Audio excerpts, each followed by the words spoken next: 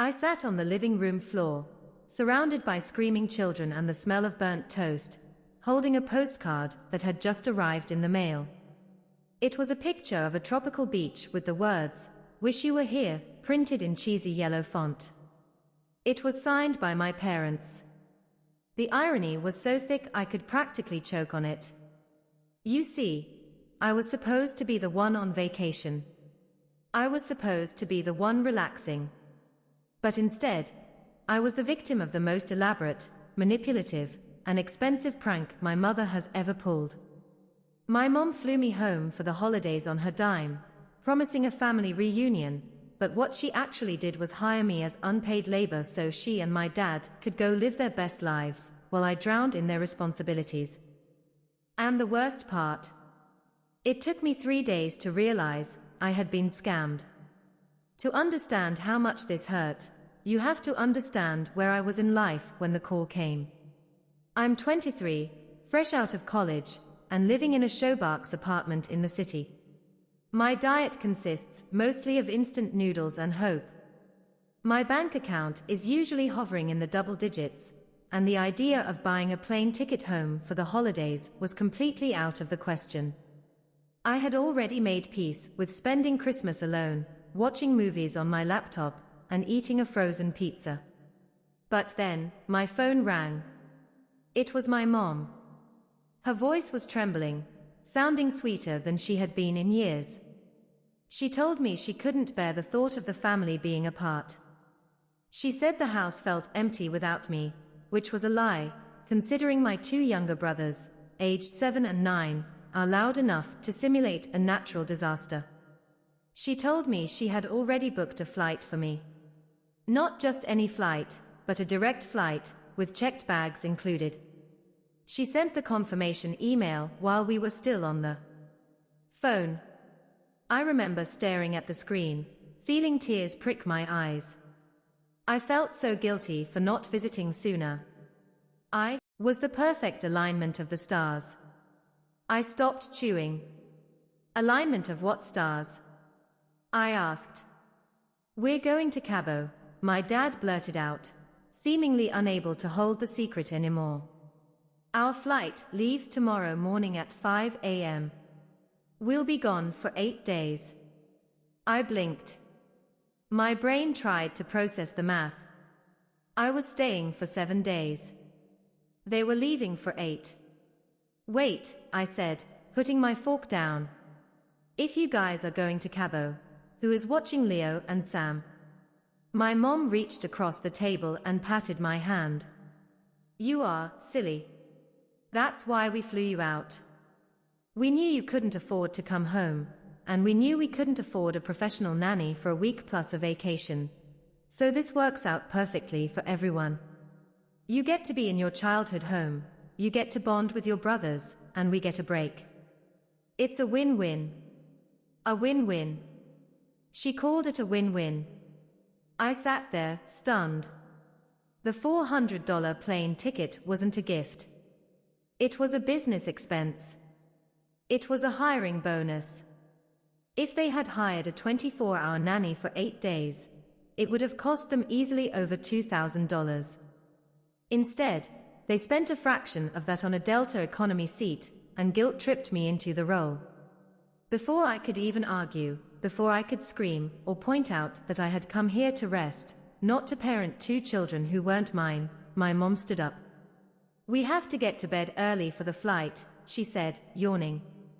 "There's a list on the fridge of their allergies and school schedules. Oh, and the Wi-Fi password hasn't changed. Love you." And just like that, they went to bed. I sat in the kitchen alone, staring at the apple pie, realizing I had been trapped. I couldn't leave. I had no car, no money for return flight, and I couldn't ethically abandon 2 children under the age of 10 in a house alone. I was a hostage. The next morning, I woke up to the sound of the front door slamming. It was 4:45 a.m. I looked out the window and saw their taxi pulling away. They didn't even say goodbye to me. They just left a sticky note on the counter that said, "Have fun. Don't let them eat too much sugar." I turned around to face the kitchen, and that's when the reality set in. The fridge, which I assumed would be stocked for the week, was strangely empty. There were condiments, half a jar of pickles, and some milk. No meat, no vegetables, no snacks for the boys. On the counter, they had left a $20 bill. $20. For 3 people. For 8 days. I checked the cupboards. Cereal and pasta. That was it. My vacation began with me spending the last of my own savings on groceries for a house I didn't own. When Leo and Sam woke up, they were confused. They asked where Mom and Dad were. When I told them, Leo, the 9-year-old, looked at me with a smirk that chilled my bones. "So," he said, "you're in charge." I nodded. "Yep. And we're going to have a good time." He looked at Sam, the 7-year-old, and whispered, "She doesn't know the rules." The next 6 days were a blur of psychological and physical warfare. I wasn't just babysitting, I was managing a crisis. I realized quickly why my parents needed a vacation. These kids were feral. They had zero bedtime routine. They refused to eat anything that wasn't shaped like a dinosaur. On day 2, Sam decided to flush a pair of socks down the toilet to see if they could swim. The downstairs bathroom flooded. I spent 4 hours with a plunger and a bucket, crying tears of frustration, while my parents posted photos on Facebook of them holding margaritas by a pool. I commented on the photo, "House flooding. Send help," and my mom replied with a heart emoji, "And you're doing great, sweetie. So proud of your independence." On day 4, the school called. I didn't even know I was listed as an emergency contact. Leo had gotten into a fight because another kid said his shoes were ugly. I had to walk 3 miles to the school because my parents had taken the keys to the good car and left me with the old station wagon, which had a dead battery. I walked into the principal's office, sweating, tired, and looking like a homeless person, only to be lectured about instilling values at home. I wanted to scream, "I don't live here. I'm just the sister," but I just nodded and dragged Leo home. By day 6, I was broken. I hadn't slept past 6 a.m. once. My back hurt from sleeping on the lumpy guest bed, because Sam had wet his bed and needed to sleep in mine. I was out of money, out of patience, and out of love.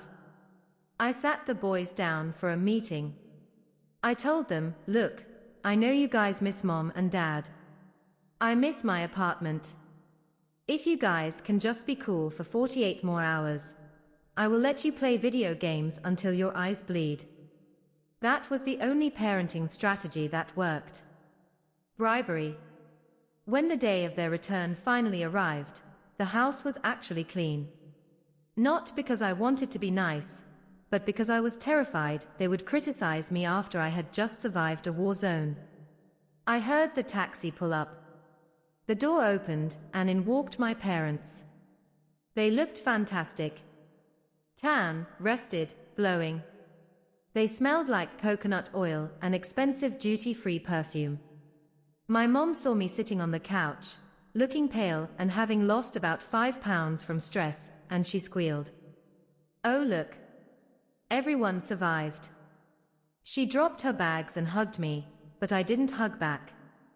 I stood there, stiff as a board. "Did you have fun?" she asked, oblivious.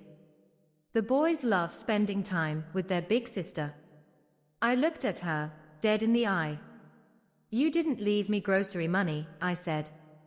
My voice was raspy.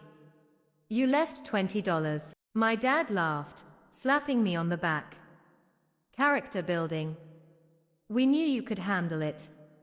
Besides, we bought you that ticket. That wasn't cheap, you know." That was the moment I snapped. The free ticket defense. "You didn't buy me a ticket," I said, my voice getting louder. "You paid a recruitment fee. You flew me here under false pretenses to work a job you didn't want to pay for. Do you know how much a nanny costs for 192 hours? Because I did the math. At minimum wage, you owe me about $2,000. Minus the cost of the flight, you still owe me $1,500. The room went quiet. My mom looked shocked, like I had just slapped her. How can you be so transactional? She whispered, clutching her pearls. Family helps family. We just wanted a little break. We thought you'd be happy to help us. I would have been happy to help if you had asked, I said, shaking. If you had called me and said, we really need a vacation, can you come watch the boys? I probably would have said yes. But you didn't ask. You tricked me. You played on my emotions, told me you missed me, just to get me here to scrub toilets and break up fights while you drank tequila. That's not love. That's manipulation. My dad got angry then. He told me I was being ungrateful, that I was spoiling their homecoming. He said I was acting like a spoiled brat, after they had been so generous to fly me home. They gaslit me for an hour, trying to make me feel like the villain for feeling used. They never apologized. Not once. They just kept repeating that family makes sacrifices. I packed my bag that night. My flight wasn't until the next afternoon, but I couldn't stay in that house another minute. I called a friend from high school who still lived in town and crashed on her couch. The next morning, I took an Uber to the airport. I didn't ask my dad for a ride. I didn't say goodbye to the boys, which hurt, because despite everything, we had bonded over the trauma. When I got back to my tiny apartment, I sat in the silence. It was beautiful. I ate a bowl of instant ramen, and it tasted better than any meal I'd had all week, because I didn't have to cut it up for anyone else. My mom has been texting me since I left. She sends pictures of the boys looking sad, saying, they miss you. Why did you run off so fast? She's trying to sweep it under the rug, acting like my outburst was just a tantrum. She even texted me today asking if I'm free for Easter. She said, we were thinking of going to Italy, and it would be so great if you could come home. We'll buy your ticket. I haven't replied yet. I'm looking at the text, and I'm looking at my bank account. I'm still broke. But looking at that offer, all I see is another trap. I think for Easter, I'm going to be extremely busy. Busy doing absolutely nothing, by myself, in my apartment, where the only person I have to take care of is me. So, was I the jerk for demanding payment? Or was this the ultimate holiday betrayal? Because right now, that free ticket feels like the most expensive thing I've ever accepted.